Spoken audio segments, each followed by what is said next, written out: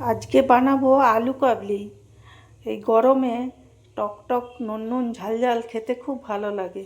সেই জন্য প্রথমে আমি 4টে আলু নিয়ে নিয়েছি। এগুলো আমি সেদ্ধ করে সব কিছু যা যা লাগবে আমি কেটে আসছি। সব কিছু আমার কাটা কমপ্লিট। আলুটা ছোট ছোট করে কেটে নিয়েছি।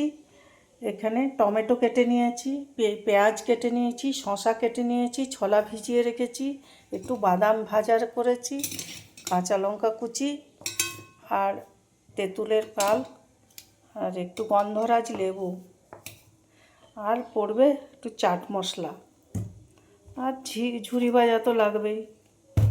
এগুলো দিয়ে আমি ভালোভাবে মেখে নেব। প্রথমেই আমি দিয়ে দেবো আন্দাজ মতো বিট লবণ, এরপরে দিয়ে দেবো টমেটো, এরপরে দিয়ে দেবো পেঁয়াজ কুচি, এরপরে দিয়ে দেবো শসা কুচি, এরপরে দিয়ে দেবো ছোলা, এরপরে বাদাম ভাজা, কাঁচা লঙ্কা কুচিটা দিয়ে দেবো, তেঁতুলের পালটাও দিয়ে দেবো, গন্ধরাজ লেবুটা ভালো করে চটকে রস বার করে দিয়ে দেবো। এরপর এই যে চাট মশলাটা একটু দিয়ে দেবো।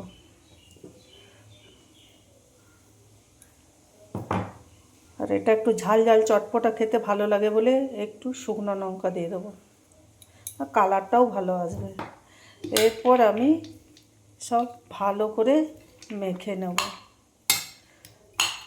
মেখে নিয়ে হাত দিয়ে ভালো করে মাখবো আমি।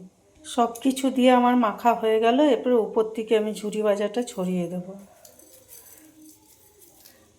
বানানো হয়ে গেল আমার চটপটা আলু কাবলি। এরপর আমি একটু খেয়ে দেখি। গন্ধরাজ লেবু আছে, কি সেন্ট! দারুণ।